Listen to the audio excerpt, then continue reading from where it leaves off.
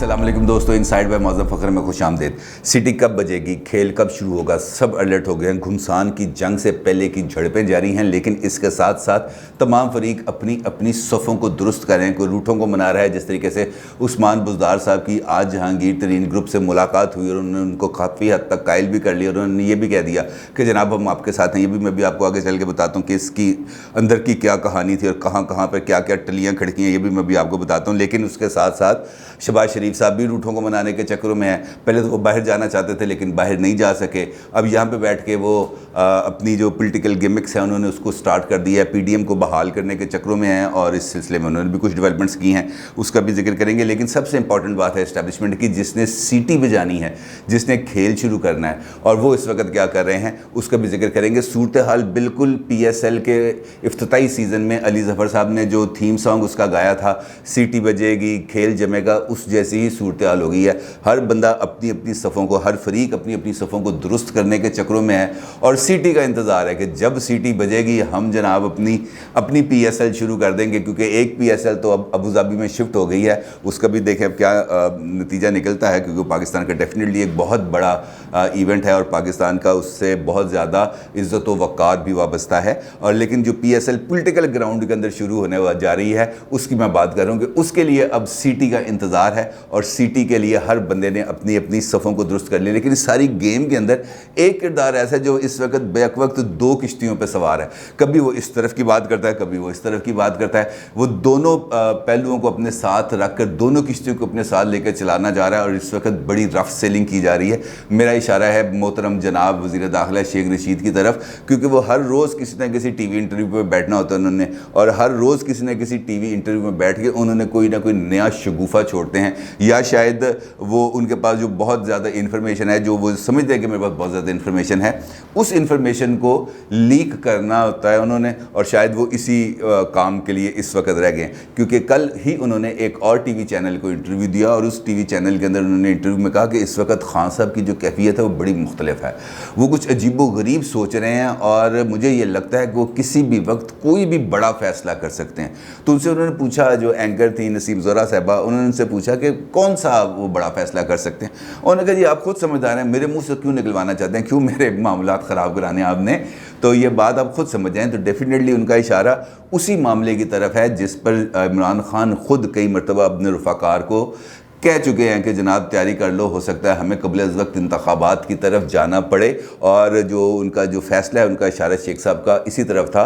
और अभी चंद दिन पहले भी शेख साहब ने वो जो 6 वफाकी वज़रा की मुलाकात की तस्दीक की थी और फिर इमरान खान की बरमी का इज़हार किया था, तो वो भी इसी तरफ इशारा है। क्योंकि शेख साहब, मैंने आपको बताया कि 2 किश्तियों के सवार हैं। उनकी अपनी तो पॉलिटिकल स्टैंडिंग चंद हज़ार वोटों की है, लेकिन उनको कौमी असम्बली की सीट जीतने के लिए पॉलिटिकल सपोर्ट दरकार है। अब या तो वो नून लीग की पॉलिटिकल सपोर्ट उनको हासिल होती थी तो वो इलेक्शन जीतते थे, या अब उनको PTI की सपोर्ट हासिल होगी तो वो इलेक्शन जीतेंगे, क्योंकि इन 2 जमातों के पॉलिटिकल सपोर्ट के बगैर वो कौमी असम्बली में नहीं पहुंच सकते। क्योंकि अगर वोटों का मामला है तो फिर इसके लिए उनको ज़रूरत है। लिहाजा एक किश्ती तो है PTI, जहाँ पर वो हर हाल में अपना कदम जमाने के चक्रों में है, और दूसरी किश्ती है रावलपिंडी की। और रावलपिंडी के आपको पता है कि वो भी काफ़ी हद तक चहीते रह चुके हैं और अभी भी वो ये कहते हैं कि मेरे ताल्लुकात बड़े अच्छे हैं, मुझे वहाँ से बड़ी ठंडी हवाएं आती हैं। तो वो दूसरी किश्ती वो है।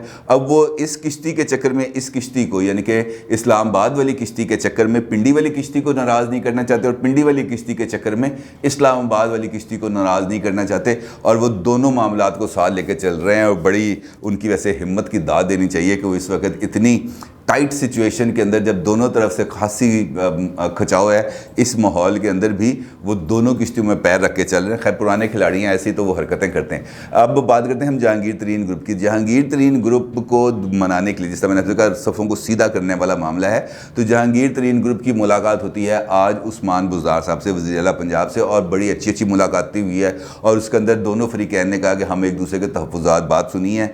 उस्मान बुज़दार ने कहा कि हम इनके तहफ़्फ़ुज़ात दूर करेंगे, और जहांगीर तरीन ग्रुप ने कहा कि जनाब आप हमारे सारे मसले हल हो जाएंगे। वज़ीर आला ने हमें यकीन दहानी करा दी है, लिहाजा हम वज़ीर आला उस्मान बुज़दार पर एतमाद का इजहार करते हैं। लेकिन इस सारी सूरत हाल के अंदर जो एक डेवलपमेंट थी, वो रात गए होने वाली टेलीफोन कॉल्स थी जो मुख्तलिफ अरकान असम्बली को भी मसूल हुई और बराह रास्त तरीन साहब को भी मसूल हुई। तो उनको ये पैगाम दिया गया कि जनाब आपने ये वाली जो बजट पास ना कराने वाली बात की है, ये आपने क्रीज से बाहर निकलकर हिट मारने की कोशिश की है, जो इस वक्त अभी ज़रूरत नहीं है। जब ऐसा मौका आएगा, आपको कहेंगे कि आपने चौके छक्के मारने, आपने शाहिद अफरीदी बनना है, तो उस वक्त आप शाहिद अफरीदी बन जाइएगा।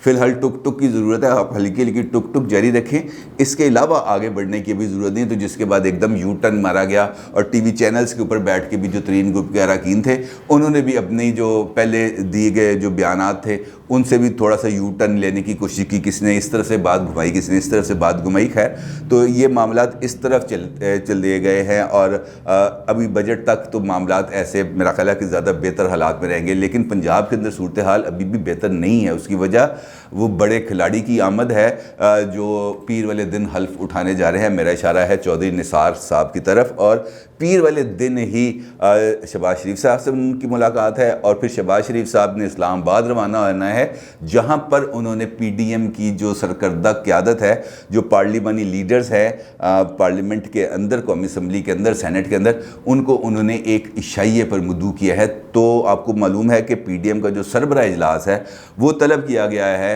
29 तारीख को, और शहबाज शरीफ साहब की जानिब से 26 मई को उन्होंने बुला लिया है पार्लिमानी लीडर्स को कि जनाब आप मेरे साथ खाने पे तशरीफ़ लाएं। तो इसका मतलब ये है कि जो सरबरा इजलास है पीडीएम का, उससे पहले ही कोशिश की जाएगी कि ये जो कुछ मामलात पीपल्स पार्टी और एएनपी के पीडीएम की बाकी जमातों के साथ कुछ ख़राब ऊंचे नीचे हुए थे, उसको सेटल डाउन किया जाए और सरबरा इजलास से पहले ही मामलात को रफा दफा करके कुछ दरमियानी रास्ता निकाला जाए। क्योंकि शहबाज शरीफ साहब को इस सारे मामले के अंदर ख़ुद अपनी जमात के अंदर से भी खासे दबाव का सामना है, क्योंकि पीपल्स पार्टी की वजह से जो नून लीग की जो क़यादत है वो खासी नाराज़ हो चुकी है पीपल्स पार्टी से, और एतमाद का फुकदान है। मौलाना साहब की तरफ से भी ऐसे इशारे मिले थे कि उन्होंने कहा था कि ये पीपल्स पार्टी ने खासी गलती की है जो बाप के वोट लिए हैं अपोजिशन लीडर के लिए सेनेट के अंदर। तो अब देखना यह है कि वो उस इशाइये के अंदर जो शहबाज शरीफ साहब दे रहे हैं पार्लिमानी लीडर्स के एजाज़ में, वहाँ पर किस हद तक आइस मेल्टिंग होती है, किस हद तक पीडीएम को दोबारा जोड़ने की, पीडीएम को दोबारा एक साथ चलाने की कोशिश होती है। ये सारा मामला अब शहबाज शरीफ के कंधों पर आ चुका है और शहबाज शरीफ साहब अच्छे मामला फहम है, अच्छी उनकी सोच है, और अच्छे अगर उन्होंने साथ लेके सबको चलने का फ़ैसला किया है तो ये भी बहुत दुरुस्त फ़ैसला है और ये भी उन्हीं की प्लानिंग का हिस्सा है। क्योंकि जब फाइनल राउंड शुरू होगा तो अपोजिशन को भी एक ताकतवर कुव्वत के तौर पर वहाँ पर मौजूद होना है, क्योंकि डेफिनेटली जो लीड करना है वो तो पॉलिटिकल फोर्सेस ने ही करना होता है ना किसी भी मूवमेंट को। तो अब पीपल्स पार्टी, एएनपी जमात, वो जो है मुस्लिम लीग नून, JUIF और दीगर जमातें अगर एक प्लेटफॉर्म पर इकट्ठी होंगी और उससे पहले अपना होमवर्क कंप्लीट करके अपने इत्तेहाद का, अपनी पावर शो का मुजाहरा करती रहेंगी, तो फाइनल राउंड के अंदर उनको आने में भी आसानी होगी और फिर फाइनल राउंड के नताइज जो मिलेंगे उससे भी तमाम जमातें हिस्सा बकदरे जुस्सा वसूल कर सकेंगी। क्योंकि अकेले अकेले लड़ने से हमने देख लिया है कि इस वक्त पीडीएम ने के इंतशार से हुकूमत को कोई ख़तरा लाहक नहीं हुआ। हुकूमत को ख़तरा लाहक हुआ है तो सिर्फ दो वजूहात की वजह से, एक इस्टेब्लिशमेंट से दूरी, इस्टेब्लिशमेंट की हमायत का ख़ात्मा, और दूसरा तरीन ग्रुप। अब तरीन ग्रुप ने सिर्फ एक फिलर छोड़ा था कि हम बजट पास नहीं होने देंगे। पूरी की पूरी पीपल्स जो है पीटीआई और उसकी क़यादत वो उनके आगे उन दबाव का सामना करने की पोजीशन में नहीं रहे, और उसके बाद सबको उनको मनाने के लिए बाकायदा हाथ पांव जोड़ने पड़े और उसके बाद उनको आगे बढ़ना पड़ा। लिहाजा जो पॉलिटिकल फोर्सेस हैं उनको भी अपने आप को रीग्रुप करना है। हुकूमत अपने तौर पर अपने इत्तेहादियों को लेकर भी खासी परेशानी का सामना है, क्योंकि एक जानिब उनको अंदरूनी खलफिशार का सामना है, इख्तलाफात का सामना है। तो इसके साथ साथ अब जब इत्तेहादियों ने भी देखा कि हुकूमत कमज़ोर हो रही है तो उन्होंने भी अपना दबाव बढ़ाना शुरू कर दिया। परवेज़ इलाही साहब भी मैदान में आ गए। उन्होंने कहा जनाब हमने सेनेट का इंतखाब यहाँ से कराया, आपको सीटें लेके दी, हमने एक दफ़ा फ़ोन करके हमारा शुक्रिया अदा नहीं किया, उसके बाद भूल गए और आज तक उसके बाद दोबारा किसी ने रब्ता नहीं किया। क्या इत्तेहादियों को इस तरीके से साथ लेके चला जाता है, इत्तेहादियों पर इस तरीके से एतमाद किया जाता है? तो उन्होंने भी आहिस्ता आहिस्ता अपना जो पॉलिटिकल टेम्परेचर है उसको बढ़ाना शुरू कर दिया है। क्योंकि जब लोग ये देख लेते हैं कि हुकूमत के जो जड़ें हैं वो कमज़ोर हो गई हैं, तो उसके बाद फिर इत्तेहादी भी अपना दबाव बढ़ाते हैं ताकि हम भी ज़्यादा से ज़्यादा बेनिफिट्स ले सकें, क्योंकि कल को इसने चले तो जाना है, तो हम जो कुछ हासिल कर सके वो हम तो हासिल करें, हम तो अपने हलकों को सिक्योर करें, हम तो अपने कैंडिडेट्स को सिक्योर करें, हम तो अपने हलकों के अंदर जाएँ, हम तो अपने हलकों के अंदर तरक्याती काम कराएँ, हम तो सड़कें बनाएँ, हम तो नालियाँ बनाएँ, हम तो सोलिंगें कराएँ, हम तो सीवरेज सिस्टम को ठीक कराएँ, हम तो स्ट्रीट लाइट्स लगवाएँ। तो ये सारे काम इसी चक्कर में होने हैं और इसी चक्कर के अंदर दबाव बढ़ेगा, और ये दबाव बढ़ेगा तो फंड रिलीज़ होंगे तो कुछ लगेंगे और कुछ दाएं होंगे, तो ये सारा मामला है इस वक्त।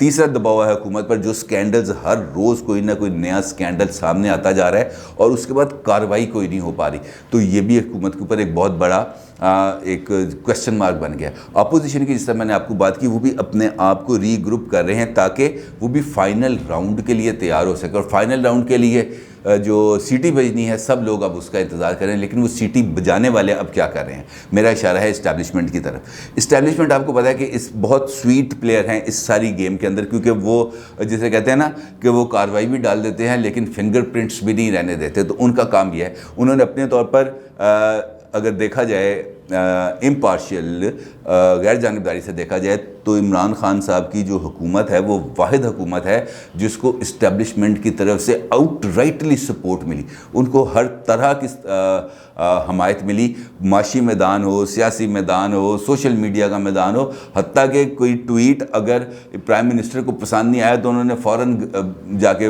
घर में बड़ों को बताया कि जनाब ये ट्वीट फ़लाँ बंदे ने किया था, मुझे ये ट्वीट पसंद नहीं आया।